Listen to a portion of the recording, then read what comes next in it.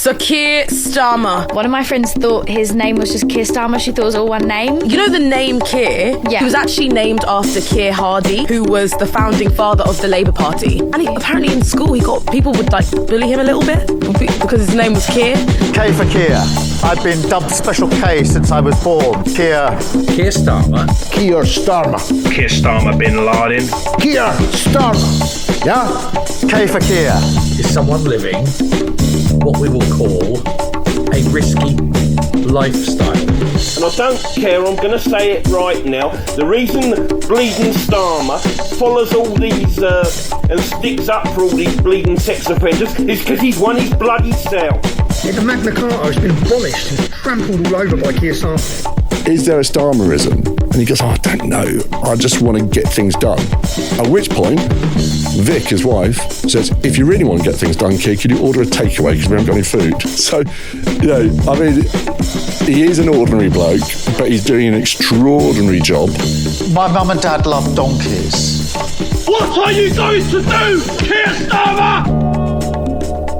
Hello everyone and welcome to the number one hottest podcast in Britain called Scroungers. I am your host Eyup Lovely from the internet and I'm joined by my reckless gay co-host, the hapless homo Jacob Venom Snake. Say hello, Jacob. You know what's funny is that despite being quite obnoxiously and openly gay, my affectations, my display names, my mannerisms, my posting, for many months during my time on Twitter, a significant amount of my mutuals, arguably the majority, thought I was just completely straight and doing a bit, that I was playing a character.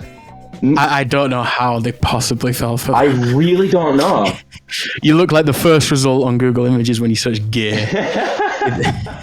You know, it's funny, other gay guys... I suppose you could just be a very metrosexual. Yeah, I guess. Yeah, I'm a little bit camp, a little bit flamboyant at times, but I other gay guys tell me I'm quite straight acting and quite mass. Yeah, we're not going back into. Don't worry. Shut it was up. just a little nod. I would like to start this episode by thanking everyone for the truly glowing response to the first episode. There was some problems with the audio and the syncing to all the different platforms, but I think my audio will be fixed, I think, and it should be on all platforms as well. If you're hearing this, you should know because my voice will not be swimming around your ears in stereo while Jacob sounds like a distant gay ghost. We did hope that Jacob would have got a new microphone by now, but he was busy with gay weekend hijinks. So we'll slate that for episode 3, I think. This episode... it might be a little bit late, actually. But I have been... Only I have been working round the clock to secure the future of this programme. Oh, yeah, you do all of the work. I just pop up. Jacob has been gallivanting in London. I have got some great guests secured for the future. Boy, oh boy, have we got some fantastic audio content in store for you. So keep your eyes peeled for more of the world's only ethical podcast, the only ethical production of any medium, really. Yeah. Scroungers. We are very grateful for all of the patrons we have got. Hitherto. No, all right. I am genuinely stunned by the amount of people that have not only watched but subscribed. Me too. You have taken on a great level of faith in two fuckwits. Yeah, I'm deeply touched. I appreciate everyone and their nice messages. It genuinely touches my heart. I really appreciate it. And we'll try and make this more of a routine program to respect our audience. I think we're learning the ropes. We're doing our best. Rome wasn't built in a day. No. We're getting there. To kick off this week's episode, there are a couple of things I would like to get out of the way. We are a fan-first podcast. Listener feedback is very important to us. So I would like to issue a correction for something that I said in the previous episode. Last week, I accused Ivor Kaplan, former Blairite Defence Minister paedophile, of having an insatiable appetite for dwarves. But I was informed by one of our dutiful listeners that is actually not the plural for the real-life condition of dwarfism. Dwarves are the bearded Scottish mining race featured in fantasy novels of the like of Lord of the Rings. The plural for the condition dwarf is dwarfs. Dwarfs. So there is no. You know what? I'd never thought about that. That's actually quite interesting. Yeah, I'd never thought about that. But boy, do I look stupid now. Yeah, you look like a fucking swat. There is no known evidence that Ivor Kaplan, who is a paedophile, has a fetish for mountainous mythological craftsmen and warriors with the big beard. With the big Scottish beards, accent. miners. How are you doing, lad? You know, that type of thing. Yeah, I was almost going to do an accent. I'm not going to fuck that. He likes dwarfs, not dwarves. Because he's a paedophile and they remind him of children. We could to make up for this egregious mistake, we could get oh my god, what was he called? Warwick Davis. No, Kenny Rogers. No, the one that's actually nice. Game of Thrones. Vern Troyer. The guy from Game of Thrones, Peter Dinklage. Vern Troyer is dead. Did you ever see his sex tape? Yeah, the guy who. When Kanye West was going mental last week, there was some Jewish Zionist entertainment figure who posted a photo from a sex tape that he had while on MDMA saying, remember this sex tape that helped you kill? He was sexually blackmailing him, saying, well, this Jewish man remembers. And that guy who was blackmailing Kanye had previously tried to sell numerous Vern Troyer sex tapes, I believe. Oh, my God. But rest in peace, Vern Troyer. Yeah, I loved you in Austin Powers. It was funny when you were pretending to be Mini-Me. And we sung that song and that. Anyway, yeah, that was good. Yeah, I really liked you seeing mounted onto for that woman. Yeah, that were absolute quality. Yeah. Sex tip. Chihuahua on a Great Dane type deal. Keen listeners will remember that last week Jacob and I touched on British hack comic Peter Kay and his many, many classic hack routines. And then 30 seconds after we stopped recording, Peter Kay was in the news with a furore. So it would be remiss not to quickly touch on it. Apparently, Peter Kay is touring right now and he has a certain type of audience that he has cultivated over the years. And it's caused a little bit of conflict for him because a group of individuals were ejected from Peter Kay's live show last week for shouting his classic smash hit joke, garlic bread, during his performance. Garlic bread? Garlic bread! Garlic on bread? Garlic bread! Garlic? Garlic! Classic. Bread! And they all went to the papers to say that Peter Kay bullied them and kicked them out. The Daily Mail headline is, I was treated like a terrorist for shouting garlic bread at Peter Kay. Drunken heckler 52 who ruined comedian's gigs speaks out. I'm hearing you, right? And some warehouse driver and his son were ejected. Yeah, they had their heads split with a car. A woman was also ejected, and she said that she felt Peter Kay insulted her weight, which I don't know how Peter Kay has got any grounds to do that. It says, while some other attendees slammed Mr. Peters, claiming he was spoiling the show for others, last night he hit back, telling Mail Online, I just can't understand it. All I said was garlic bread. It was me who shouted out garlic bread. I was there with my son and they dragged us out like rag dolls, and now I am covered in bruises. A lot of people just stood up and walked out when they saw how we were being dragged out. Yeah, I bet they did. No chance. You have to pay all that money to go see Peter Kay. You're like, wow, this drunk moron getting kicked out. I can't stand this. I like it's.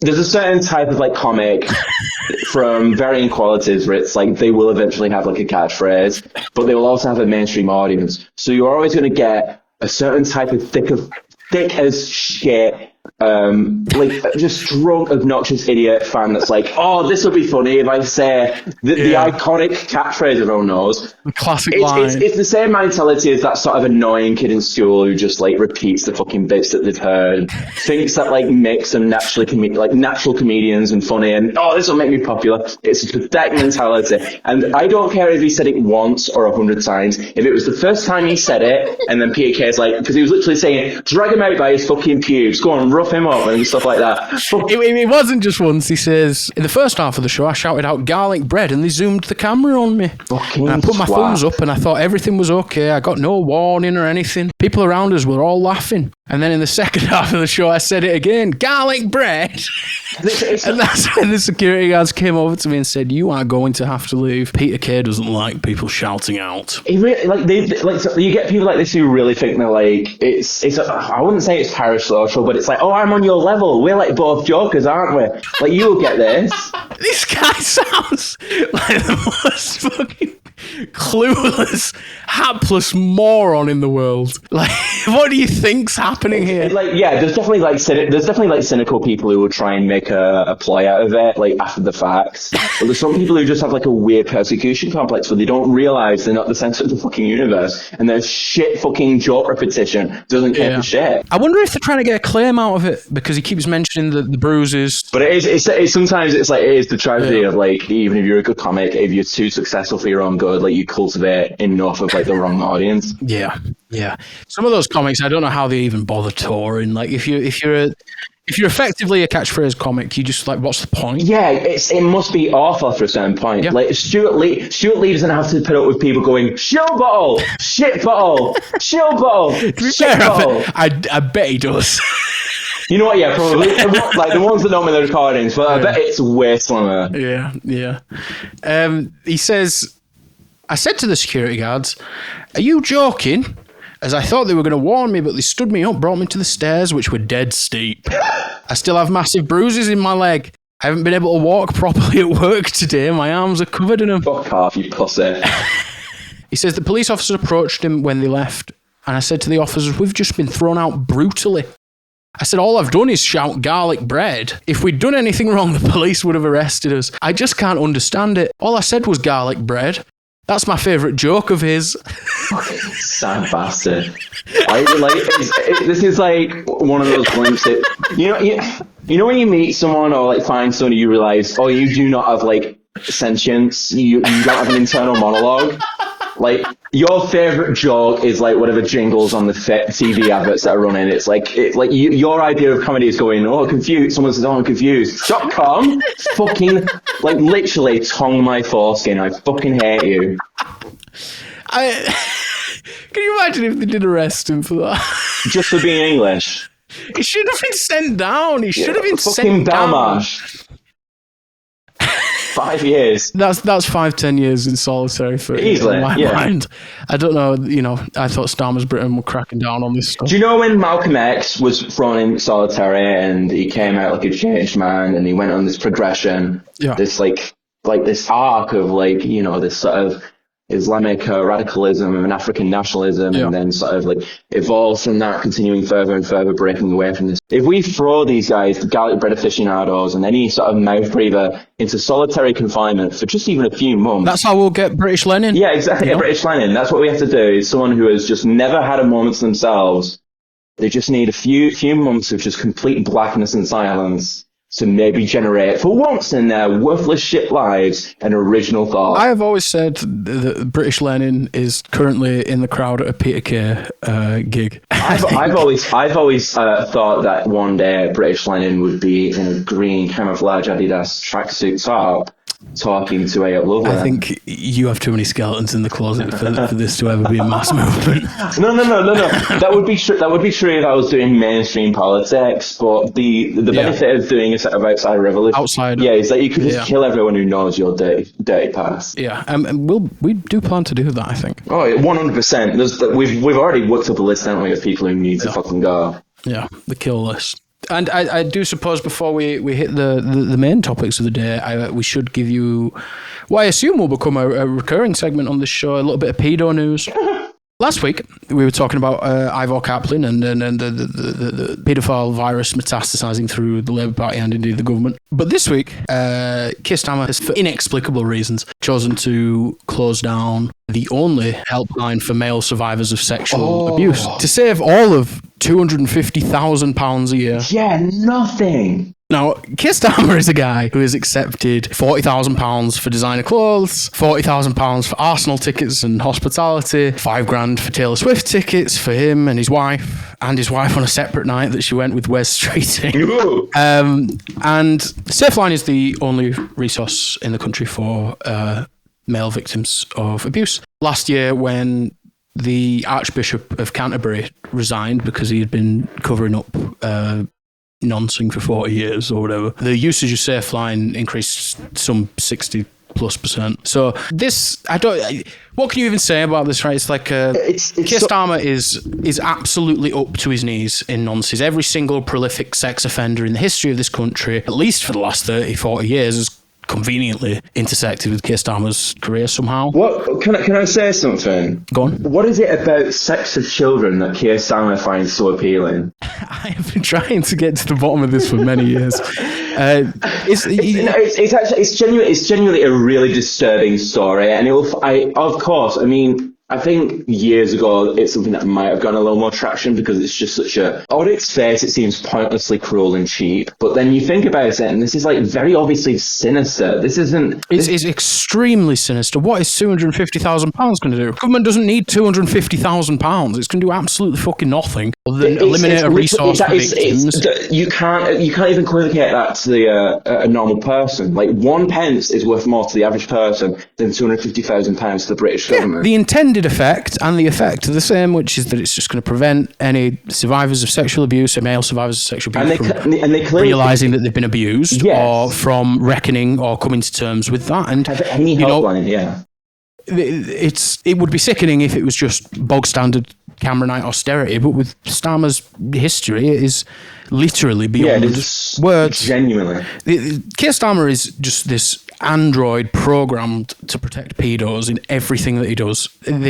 He was a member of the Trilateral Commission when Jeffrey Epstein was a member, I do believe. He didn't prosecute Savile. He didn't prosecute Al Fayed. He represented Berlusconi when Berlusconi was appealing the conviction for soliciting sex from a minor. All-party parliamentary group, sex trafficking abroad. Peter Mandelson, who was best friends with Jeffrey Epstein. Pet names: P.T. Jeffy, now the British ambassador to the US. Ivor Kaplan, arrested for trying to groom a child just the other week. Keir Starmer is up to his knees in noncing. His neck. He is the Forrest Gump of noncing. He's constantly just intersecting with all of history's greatest monsters, at least Britain's greatest monsters, and Jeffrey Epstein. And it's never reported anywhere. Yeah. It's never reported anywhere. They don't give a fuck about it. This man is pure evil.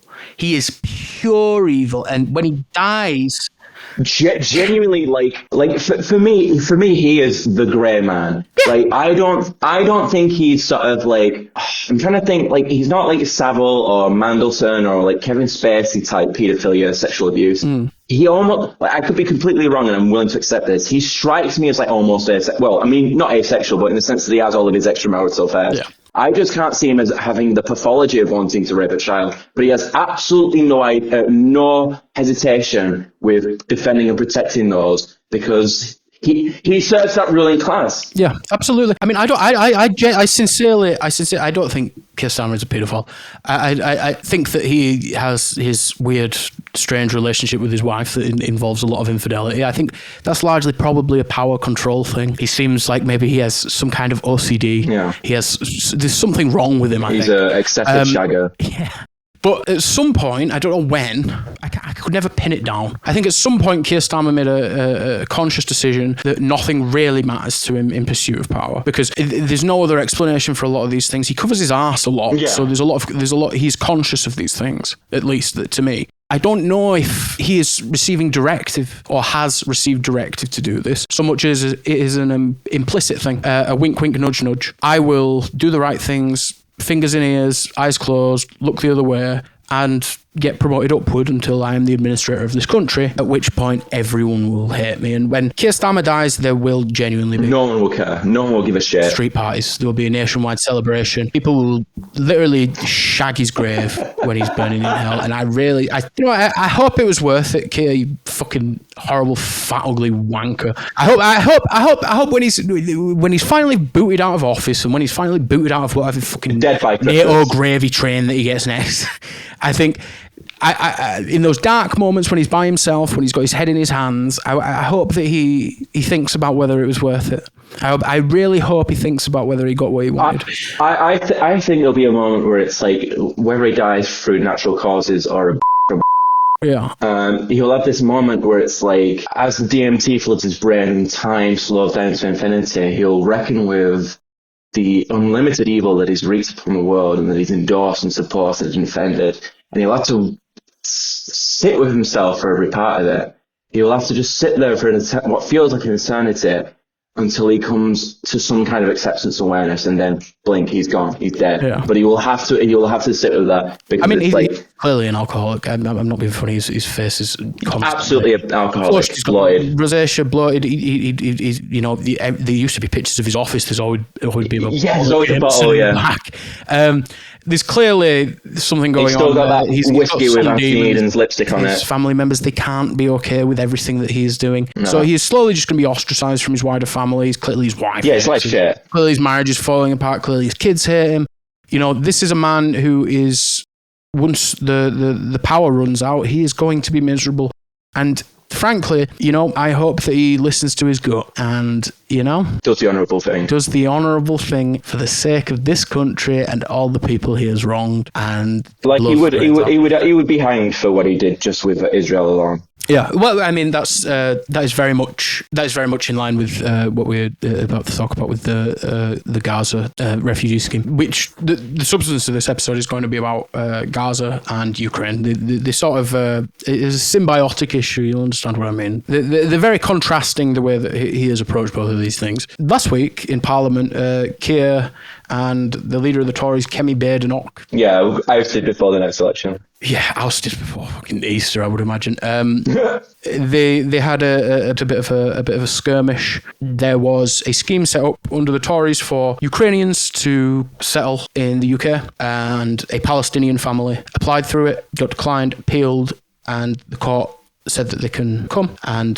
Kemi Badenoch was questioning Keir about this. I'll read. The headline on the ITV article is, Keir Starmer vows to close loophole that allowed Gaza family to resettle in UK. A mother, father and their 4 children aged 18, 17, 8 and 7 applied in September to enter the UK under the Ukraine family scheme to join the father's brother, a British citizen who has lived in the UK since 2007. Their application was refused in May after the Home Office concluded the requirements of the scheme had not been met. The Ukraine family scheme, launched in 2022, was designed to allow Ukrainian nationals to join family members or extend their stay in the UK. More than 200,000 Ukrainians have since found refuge in the UK. The family, who had been granted anonymity, had their first appeal against the Home Office's decisions dismissed by a first-tier immigration tribunal judge in September. However, a second appeal was upheld by the upper tribunal judges in January. Now, the pretext of all of this, of the confrontation in Parliament, is we were talking before about how both parties are sort of unanimous in foreign policy. I think this sort of harkens to that a bit, because Kemi Badenoch, she's saying,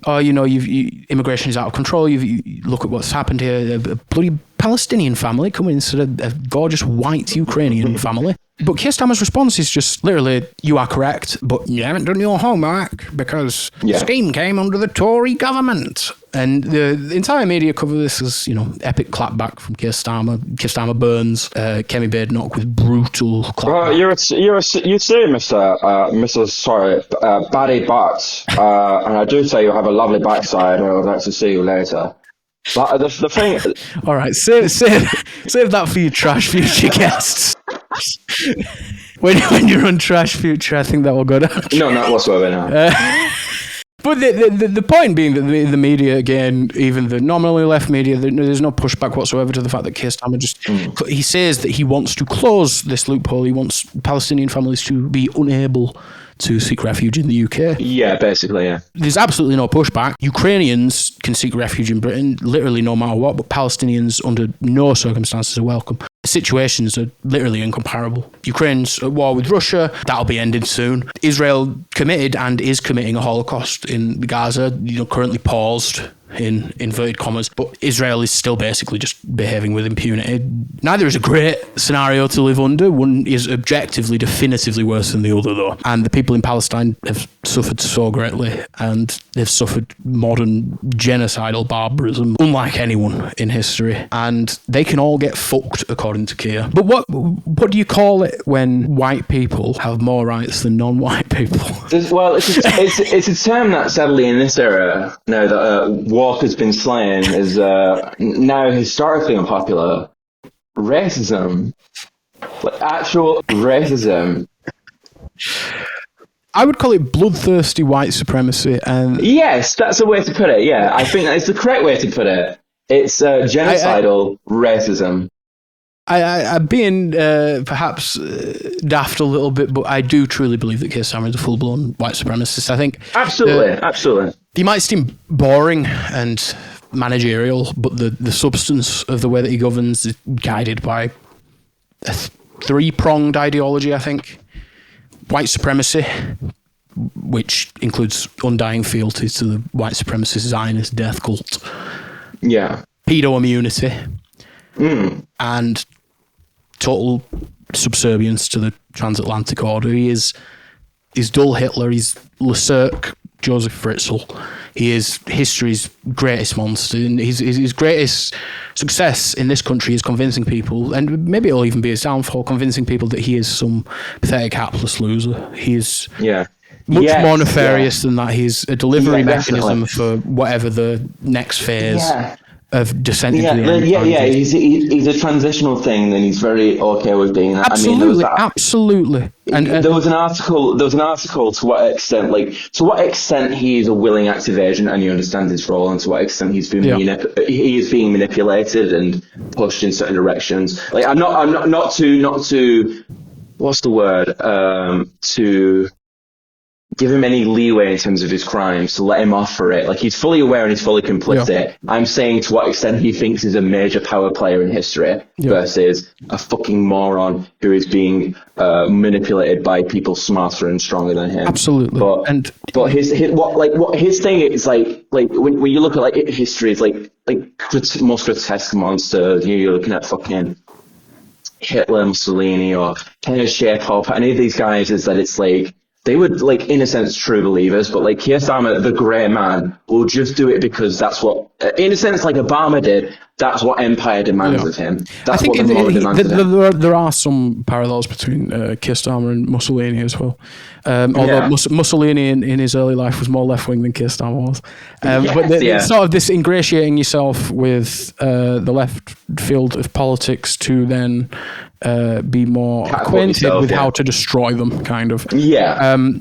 And which again, like Obama did as well. Like it's important that it's understood that Obama, Keir, the vessel is empty, but they are not oblivious.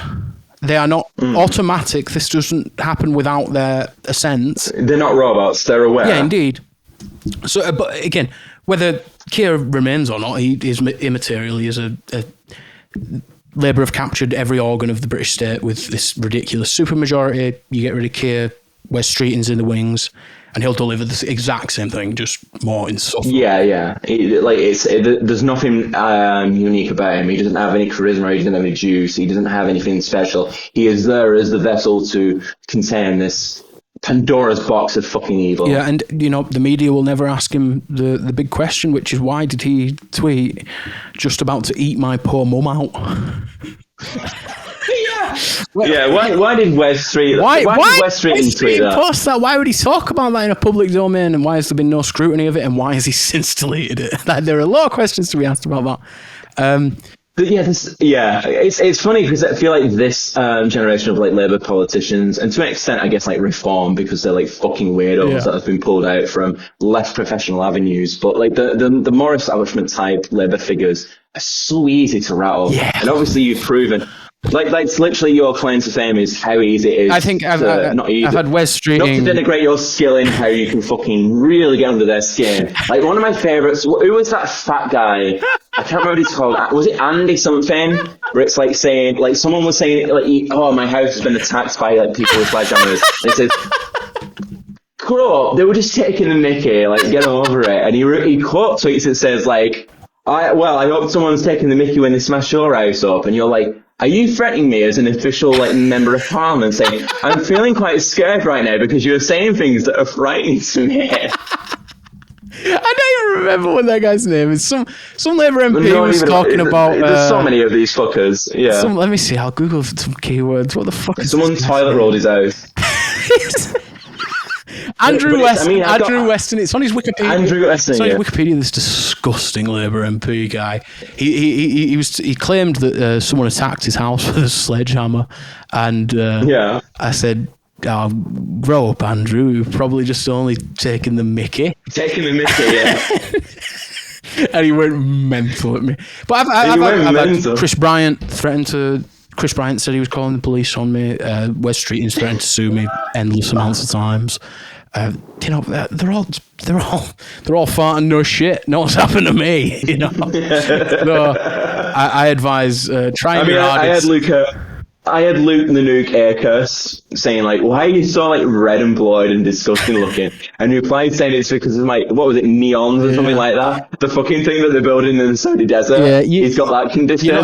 You're not allowed to talk about Luke Aircurse's red-faced disability. But I had to bring it up, and it's he's allowed to talk about slaughtering Muslims all day, every day. Yeah, like being Israel's inside man and killing 250,000 people. He's allowed to talk about doing the Vietnam War again, except Britain's involved this time. He is literally a talk about psychopaths. That is genuinely one of the most psychopathic. I was gonna reply to him saying when he's explaining his condition, and I looked up and I said, "Well, I hope it gets worse, mate, but I've been banned for less." No, obviously, I'm sure. Nobody cares.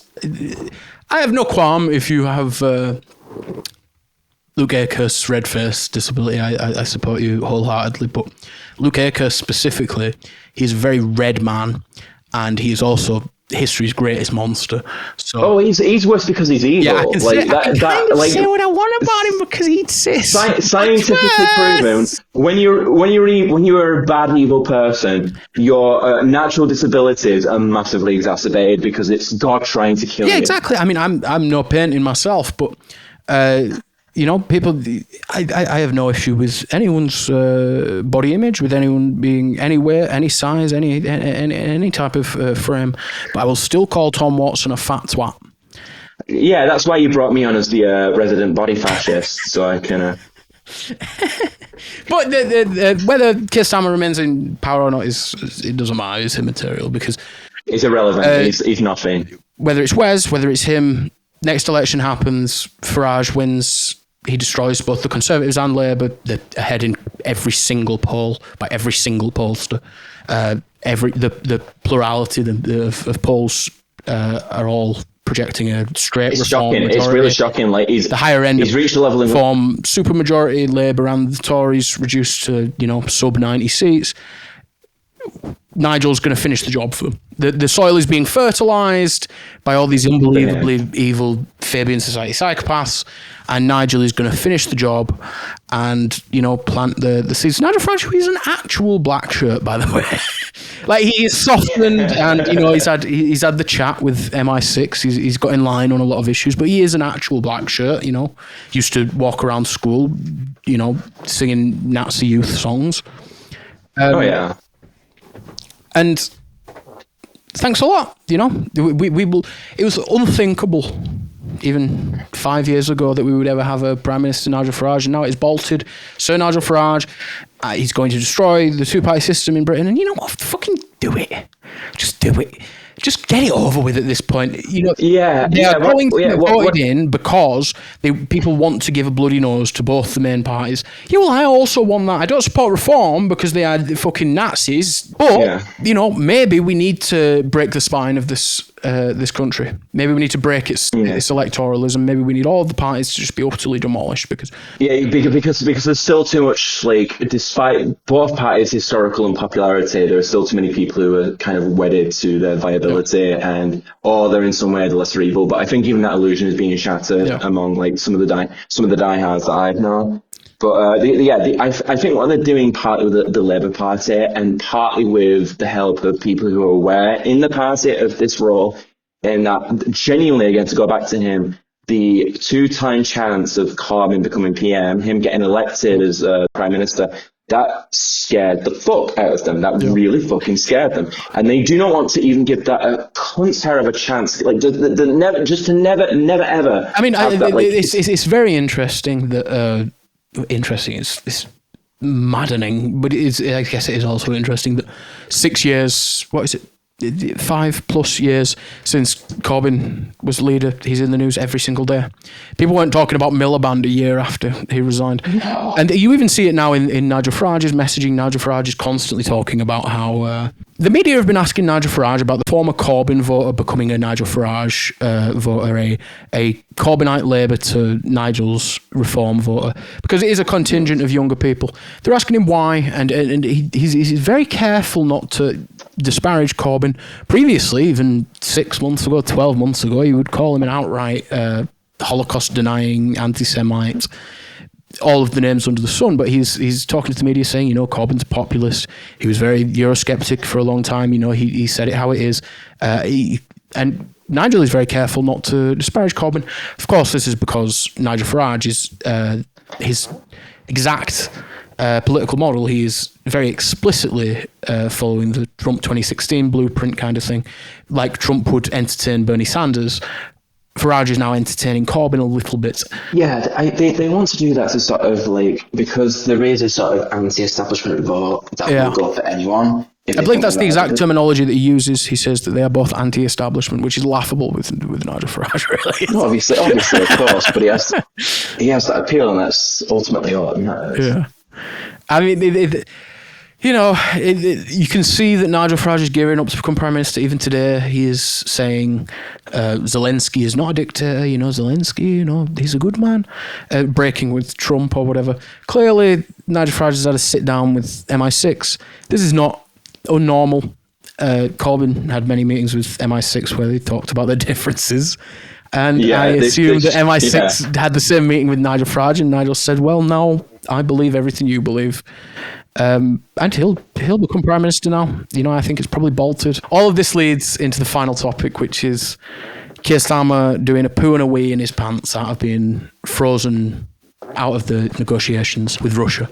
Starmer met in the last few days with all the evil European leaders, and they put out a statement telling the very naughty Mr. Donald Trump that he needs to behave himself and they need to let them in the room because they want to give $100 bajillion to Zelensky to fight his endless Mickey Mouse war until the end of time. And straight after that, he shot an article into the inbox of the Telegraph, which is undoubtedly written by Paul Mason, by the way. It's 100% written by Paul Mason. Was there a mention of Putin's cunt being raw?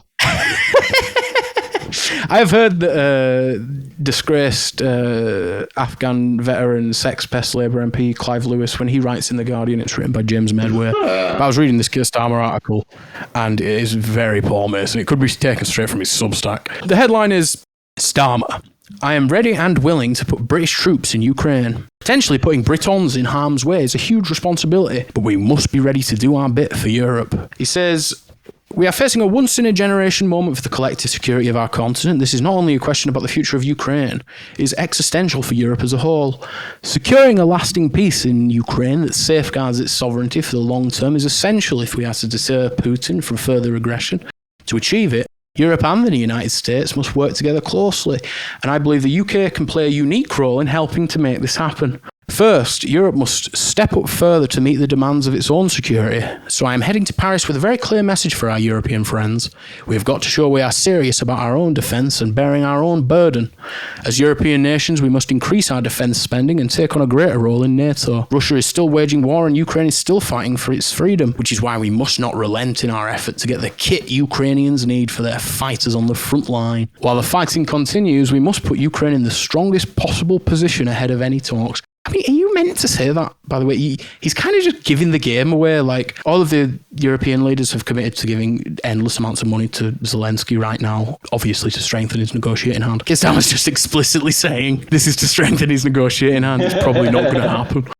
He says, it also means being ready and willing to contribute to security guarantees to Ukraine by putting our own troops on the ground if necessary. I do not say that lightly. I feel very deeply the responsibility that comes with potentially putting British servicemen and women in harm's way, but any role in helping to guarantee Ukraine's security is helping to guarantee the security of our continent and the security of this country. The end of this war, when it comes, cannot merely become a temporary pause before Putin attacks again. We must be clear that peace cannot come at any cost. Ukraine must be at the table in these negotiations. Blah, blah, blah, blah, blah.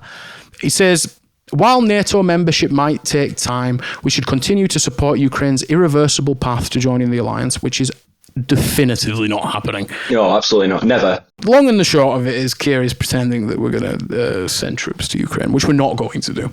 All of it is absurd, obviously. British troops are not going to Ukraine. No. Ukraine war is done. It's over.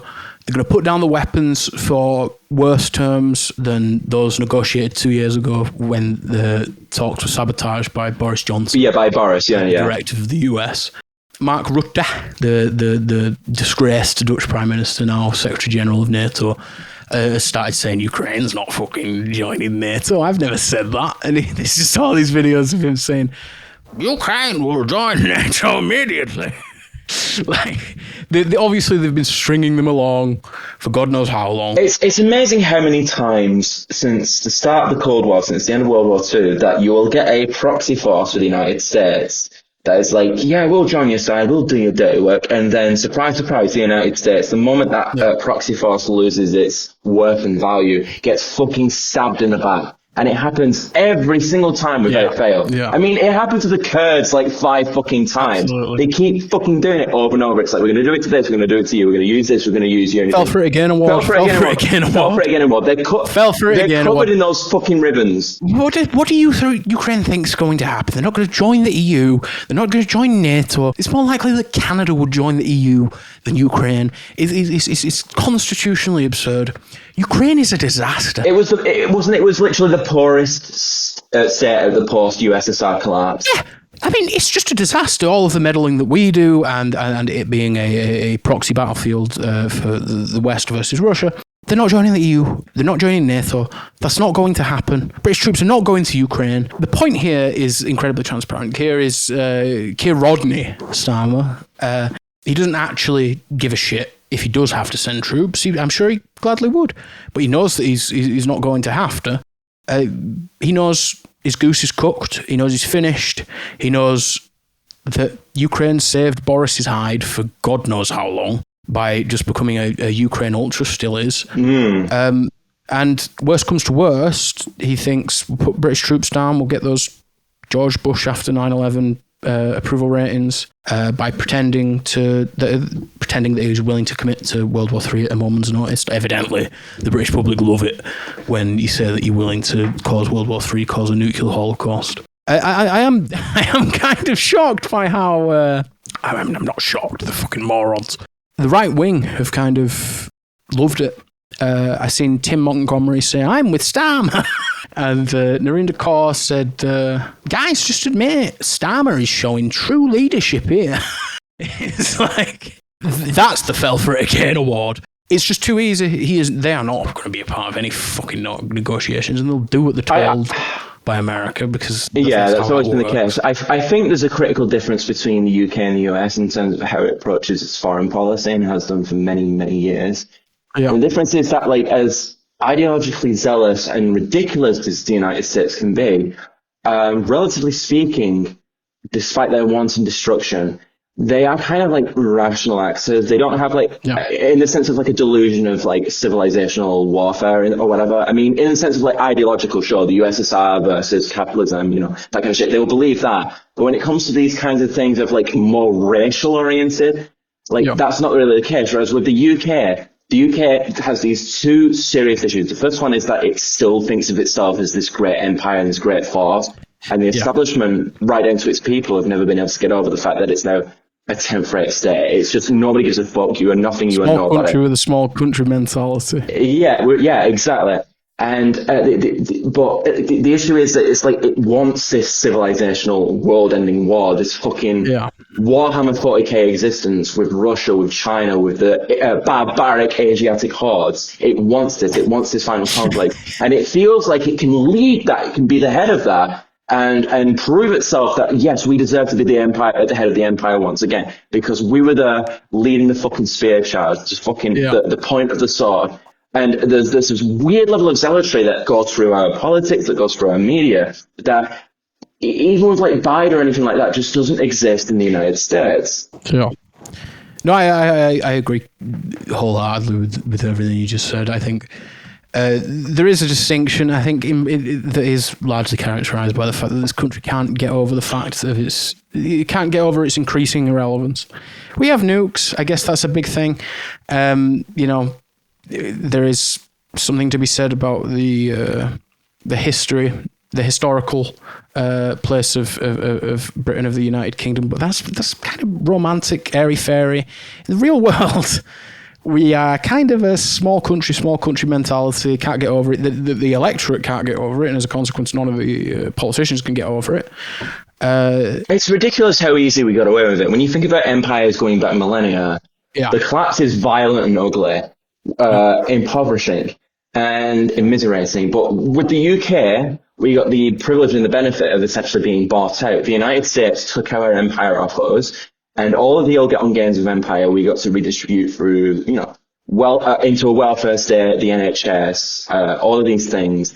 Coming after a devastating world war, it's like we came out incredibly easy, incredibly well, and we managed to maintain a level of relevance and cultural dominance for decades to come. And that still wasn't enough for our psychology. It was still like, no, we need to be in charge of everything. It's a type of sick pathology that needs to be crushed. And like that goes to the United States, where it's like what I wanted to get onto before with that, like the open and perverse sadism that you see in like a third or half the United States when it comes to treating the people that are considered superhuman. Like liberals and everyone else are embarrassed by that Trump level sort of vulgarity, but that's who you are. That's always you.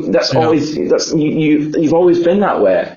It doesn't matter who's president. You're doing these grotesque acts, and the sooner you can like rip that pretense away and make everyone acknowledge that you are the Fourth Reich. Like, since the end of the Second World War, the level of destruction, slaughter, terrorism, rape, mass murder, and genocide that you've inflicted on the globe for the duration that you've existed is something that Adolf Hitler himself could only have ever dreamed on. So the moment that fucking is revealed to everyone and is crushed, has its throat slit, It's just a coliseum of people battling to become the heir to Hitler. I think all of the Starmer Ukraine stuff as well is he says it in the article. The backdrop is they are cutting public services, welfare benefits, disability benefits, the NHS by 10% to fund an increase in defence spending. The Ukraine war, it's about running guns. Now they also get big fat 10% extra on defence spending. All that money goes to military hardware manufacturers or whatever. It's literally the military industrial complex. Yeah, but it's a good thing. They're doing it in a good way this time, I guess. Yeah, like Afghanistan's gone, like Iraq's dried up. All of these like other avenues for like $1 billion profits are gone. Ukraine is the next source, and it's also a testing ground. Because, for what you can say about Russia and its industrial capacity, it's not the USSR. And Ukraine, for our ruling class, is utterly disposable. So they want to see, essentially, how can we conduct modern warfare in 2024, 2025? How can we do that? And so we can use that to see, it's like when the US did that test where, God, what was it, the Millennium Challenge? Yeah. Where it's like, how would we do well against Iraq? Yeah. Now they're doing it for real, and the only cost is 500,000 dead people. Yeah, and I mean, where do people think those fucking guns are going? And Zelensky will be mincemeat by Easter shortly thereafter, I imagine, and split up. A more some kind of military figure will replace him probably. And can I quote a friend of the pod, the friend of the show? Yeah, please. One of them anyway. Noah Cohen, his thing with blowback is that it's like this is built into American foreign policy. Yeah. It's like when you fund and create the Mujahideen, the Taliban strike back is part of the plan. And we're going to get that with Azov. The Azov terrorist attacks are built in, they're coded in. Those guns will just go, even a portion of them will go to the east. They'll go to. They'll travel all around the world. They'll end up in fucking East Turkmenistan. They'll end up in Xinjiang. They'll end up in Xinjiang to continue to fund Chinese ISIS. Yeah, basically, I imagine that's the plan. They're just going to be those guns are going to be distributed among dissident groups, hitherto funded by, I imagine, some element of USAID, but also CIA kind of thing. I don't doubt we fund them as well, like we have done with every other, villain of the week. The point being that Keir Starmer wants to cosplay as a war leader. He loves dressing up in the military, in the army uniforms. Yeah, the camo. He loves that. Loves playing toy soldier. And if it leads to a war, it's no skin off his nose, because he literally could not be doing worse in the polls. He is less popular than Justin Trudeau was after 9 years, just before he resigned. 9 years, least popular leader in Europe. The government is less popular than the Tory government that they succeeded. The Tory government incumbents that they defeated 6 months ago, they were in government for 14 years. It is a speed run. I don't think it's historically the wider world has reckoned with this yet. Yeah, indeed, it is a historical precedent. Has anyone ever done as badly as this? I really don't think so. And I think they realise that they've opened the doors for permanent Farage Reich. A bit of war jingoism might save him a good enough chunk of pensioners that he can limp on. It's important to note to the listeners that Starmer and McSweeney, his little Igor McSweeney, they've spent the last 6 months briefing the media that this is a 2-term job minimum. This is a 10-year job minimum. That Keir is intending to fight the next election, win the next election, and that he wants to be a big beast of Europe. He wants to be an elder statesman. And I suppose mainly my reaction to that is, on what fucking planet do they live on? On what fucking planet do they live on? In what world? Just how stupid do you think I am? I can't tell if they are sincerely delusional or if they're just talking bollocks, but I mean, I think Morgan McSweeney is a moron who is only good at funneling illegal Zionist Israeli cash to Starmer.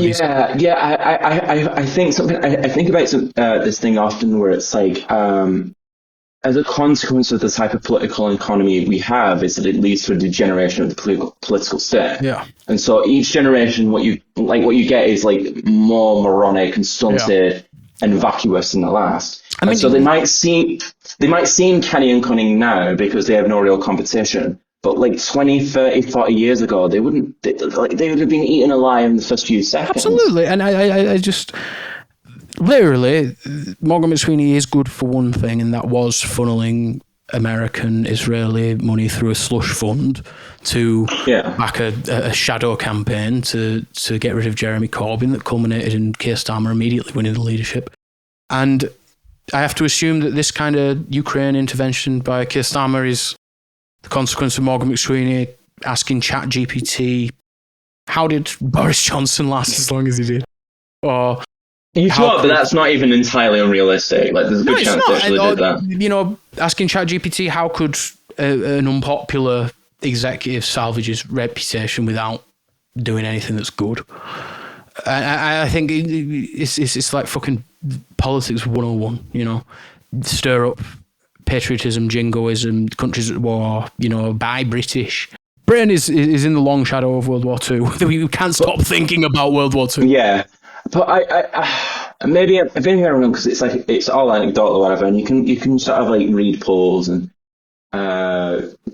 articles from columnists and hack journalists, but it's like trying to pick up the vibe of like where people are at, and it's like you go back to like when Boris was in charge and the war started off in 2022, and for like a year or so, maybe two, it was like the juice was there, like you had the average fucking idiot who was like, God bless Ukraine. That was the majority opinion. Fucking dastardly Russia. Back in them days, the money taps were on for all the NAFO boys and whatever else. Of course. I can't wait for their Jonestown mass suicide soon.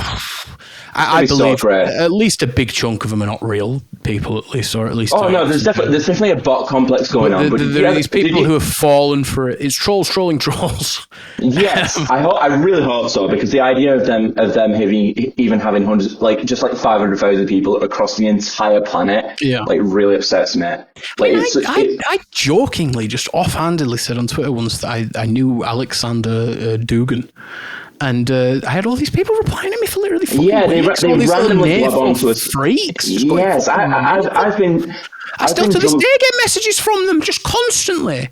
I've fallen into their ire like once or twice, and it's one of those things where it's like, you are lower than shit to me. I'm not going to argue with you. I'm not going to debase myself with you. But the thing is, I have a very problematic tweet history in terms of actionable threats. So I'm going to go private for a few days, block you, and then come out of that unscathed, because I'm not getting banned. No, I'm not getting banned.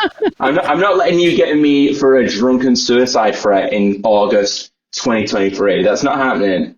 You're not going to nail me with that. Whatever rebels were funding in Iran for the next big one, I'm sure they will have a little internet click with lolcats as the picture or whatever, and it will be precisely as effective as the NAFO lot, insofar as it just alienates everyone because they are freakishly strange. Yeah, completely alienate everyone. And nobody likes that whatsoever.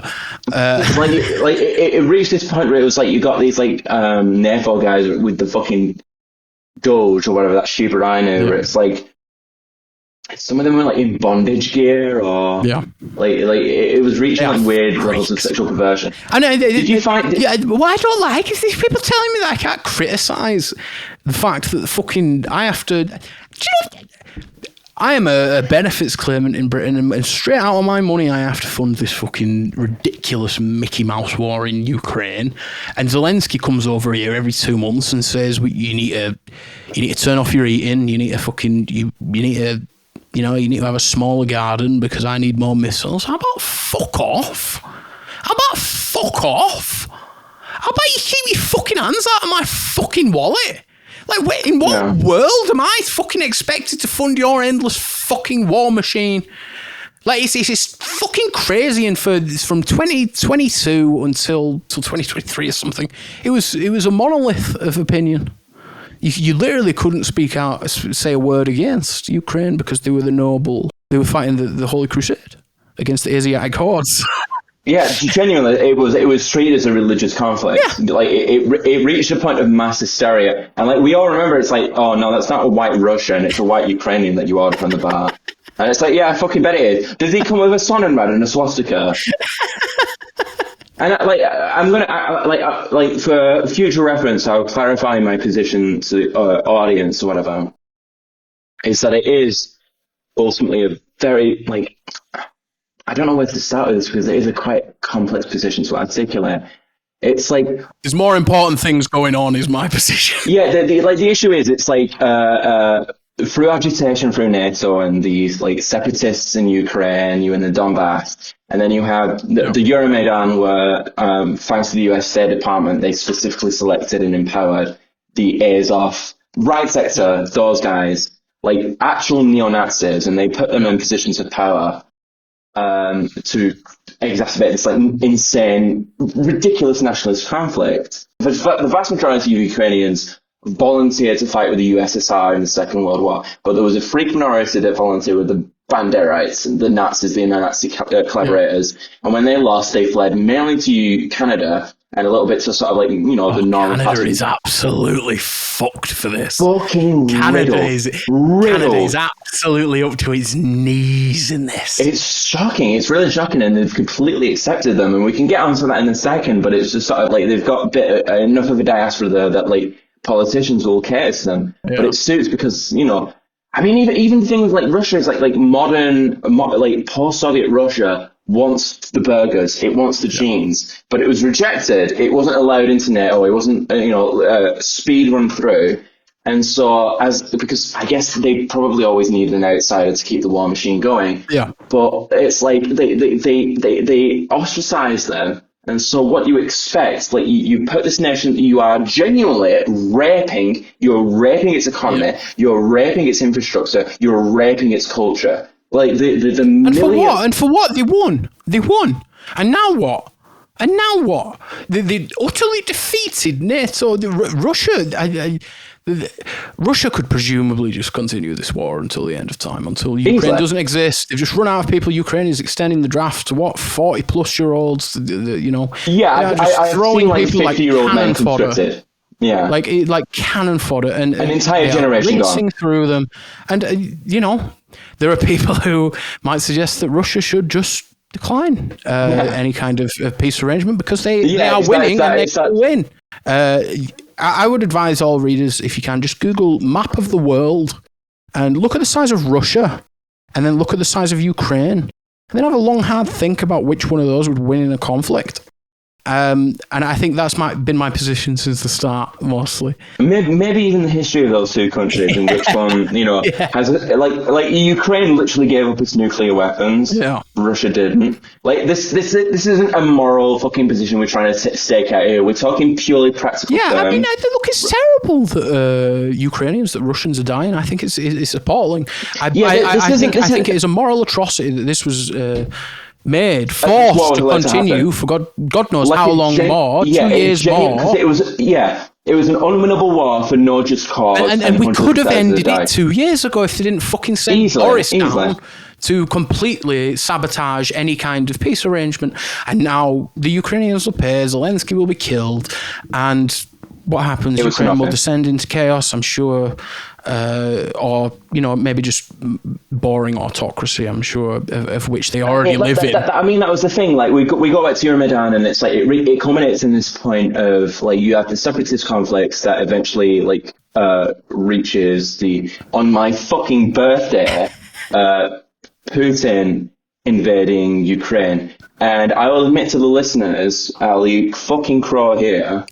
I was thinking of Georgia. I should have probably thought of Chechnya, but I was thinking of Georgia. But I was thinking, it'll be over in a few weeks. Yeah. Like, who actually wants to fight this? Yeah. 3 years later, I realized I might be wrong on that. But the thing is, it's like, I understand certain conflicts. I understand it's a conflict of like national identity, cultural difference. I mean, you think about Azerbaijan and their ethnic cleansing of Nagorno-Karabakh, if I'm pronouncing that right. Like, they completely cleanse these people out because of this, like, serious, like, cultural, religious difference. And, by the way, the EU allowed that to happen completely fine. And Angela, what the fuck was she called? Van der Leyen? Yeah. Like, was like, Ursula we're not going to get... That's right, sorry. Ursula von der Leyen. Sorry, listeners, I'm about 20 gin and tonics deep. Ursula von der Leyen was like, Von der Leyen. Von der Leyen, we're not going to take gas from... I don't know. I truly don't know how to say her name. I just know that she's... Yeah, fuck her. She's a cunt. She'll swing from a fucking gallows. But, she was like, we're not going to take a gas from Russia because of their war crimes, but we are going to take it from Azerbaijan, who just ethnically cleansed an entire region that people have lived in for 2,000 fucking years. Putin, I'm sure, bad man. He's kind of not massively in the wrong here, though, is he? No. And it's like they say about centrist commentators say about Starmer. It's Putin's played a blinder here, to be fair. Yeah, he's had the pants down. He has made them look a right set of tits. It's another Putler masterclass. I'll give him that. Monkey Putler took the banana. But like this is what you get, and this is what you get with like the sort of like liberals or NATO guys. You decided to destroy the USSR. You decided to rape and savage its economy. You decided to kill millions of post-Soviet citizens with the economic catastrophe that followed, and then you were like, we were also going to ostracize or exploit. I mean, that was the big thing with the Ukraine, is that it was one of the most savagely exploited post-Soviet nations. I mean, the whole fucking thing with like Hunter Biden, Joe Biden, and how it was essentially a piggy bank for the fucking failed sons and daughters of United States senators. Like, what are you fighting for? The thing is, you have to... It's a country. It's the United States playground against Russia. Yeah, in the new geopolitical age. But yeah, absolutely. I don't know how the world recuperates from this when so many people have made this their entire ideology. Paul Masons of the world who are talking about... Paul Mason's talking about fucking nuking Moscow. It's like, how do they deal with this ending? Because Russia won, but you go on Twitter, and you go on Twitter for at any point in the last fucking 2 years, and I would say the majority of the opinion that I see is from people saying Ukraine has won this, or Ukraine is imminently going to win this. And that's been going for years, yeah. And that is just psychosis, I think. And it's sad more than anything. I don't necessarily find it funny. Like, I would love to mock these people because they are hideous and annoying and disgusting. But it's really sad that there is such a large cohort of people who think that somehow Ukraine is going to be victorious. It's like QAnon. It's like the people who believe that Keir Starmer's going to bring us back into the European Union. These people live in an alternate reality. And how does an individual reckon with that? It's like when Joe Biden got inaugurated and there wasn't a blackout and mass arrests and Tom Hanks executed at Gitmo. What happens to your psyche when none of that transpires and you spent literally years? Yeah, you've invested so much into the idea, and even outside, so like disregarding the disgusting fucking freaks like the Nephiite, dog fuckers, the Paul Masons, the British establishment. I do have this isn't like Palestine Israel, where genuinely from the bottom of my heart I want every single Israeli I have no animosity towards Ukrainians. I feel bad for them mostly. The average Ukrainian, I have nothing against. Genuinely, it breaks my heart that this many people have died and suffered for 3 fucking years. Yeah, and we love to make fun of the disgusting morons on the internet. But the Ukrainian people, and the Russian people, this many people didn't need to die for this. Yeah, the amount of Russian conscripts that have died for a war that, again, didn't need to happen. It's a brother war. It is a war among brothers. It didn't need to... Like, you fought together in World War II against a force that wanted to genocide you. Look what the West has done to you. Look what they've made you do to each other. It's disgusting. You should be hand in hand. You should be fucking hand in hand. It's awful what has happened. It's awful. You are brothers and sisters. Yeah, these people, a lot of the reasons of dispute here, largely Russian-speaking, largely a populace that would like to be a part of Russia. Yeah, like the eastern side of Ukraine, yeah. It's just utterly... It's pointless, but it's also specifically agitated by the West. It's specifically... Absolutely. They've cornered this conflict, they've created this conflict, and they've agitated and exacerbated this conflict. They found a weak point as well, because it's like... What happens in the absence of something like communism, this all-encompassing spirit of community, of culture, of collectivism, of shared identity, of respecting different cultural values? What happens when that is replaced with a vacuum, and the only thing that can fill that void that is acceptable and that is allowed by outside forces and the internal ones that remain is the scourge of like ultra-nationalism and racism? And this is like, you've got the fucking Balkan conflict and now you've got this one. This is the consequence of that. Yeah. Like no one, even like a liberal who has any kind of like goodness in their heart, which I'm sure there's dozens of, you should be thinking the collapse of the USSR was a world historic tragedy. Yeah. Because this is what it has led to. Yeah. Millions and millions of deaths and countless conflicts among brothers and sisters. And for nothing. For nothing. For nothing for us. A lot of guns got moved. A lot of people made a lot of money. But an endless amount of people have died, and we're still at this very late hour, this 11th hour, we're still talking about, fucking sending British troops over. For a losing war. At the end of the day, even like the industrial capacity of the West cannot match, even like for as much of a disaster as post-Soviet Russia is. Their industrial capacity, their ability to manufacture, their resources, their stockpile of tanks and armaments and munitions, we cannot match without escalating it to literally World War III. And it's like... I also don't think you can get that kind of unanimity among the population. You can't, because it's not Nazi Historically, Germany. like World War II, the vast majority of people were in favour of... Yeah, and like that war, it's certainly since. But if we entered World War III, I think there would be a significantly larger contingent of people now saying, what the fuck is this? Yeah. What are we doing it for? What are we dying for? And the thing is with the cause is that it's like, I respect the idea of like sovereignty and like cultural distinction, linguistic distinction, anything like that. But it's like with Russia, that special operations, whatever the fuck it was, that like succeeded. It's like Zelensky gets popped, most likely Azov battalion right sector guys get fucking purged, or the neo-Nazis, oh, that's a shame. and then you get a more Russia-friendly president. But nothing would change. Like, I think Steph from Regime Radio, from the fantastic podcast Regime Radio. Yeah, check out Regime Radio. Yeah, he was saying that he believes that Zelensky will be gone and it will be replaced by a more Russia-phobic general. And I could see that happening. It is all a theatre, I think. That there has to be a ongoing white noise of conflict to the Metal Gear Solid 4 Endless War. They'll pick it back up eventually, I'm sure. It's like all of this. The current conflict has roots in 2014. You know, there was a big a birth between the actual special military operation and the roots of it. And I don't think this is over, certainly. No, not for a long time. Take Ukraine at some point, because Ukraine will descend into whatever it comes next. Historically, Ukraine is a disaster, so I imagine that will be a disaster too. But I think that about does it for us today. I and Jacob will be back in short order, and we'll crank up the frequency of these things. And we would both sincerely like to thank each and every one of you for tuning in and joining the Patreon.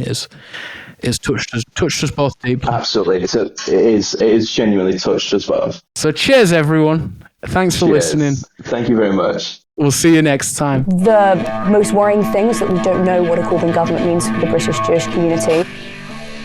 The idea of Jeremy Corbyn coming to power makes me extremely nervous. He has spent 30 odd years associating with people who hold anti-Semitic views. Knowing Jeremy Corbyn's stance on Israel at the moment, that would make me worried to walk into synagogue on a Saturday. I'm genuinely frightened if they were to take power and if Jeremy Corbyn and his allies were controlling the main institutions of our democracy. The issue of Israel-Palestine, which is very close to a lot of Jewish people's hearts, would become even more divisive, and the policies that he could enact could be worrying for people who need to access kosher food from Israel. It could make life very difficult. It might be difficult for Jewish people to be active and proud. He has made no effort to change his past. I'm as likely to support Jeremy Corbyn as I am to support Enoch Powell, the Prime Minister. He leads a racist party. He should not be number 10. I think the community and the way in which we exist in public life could become troublesome.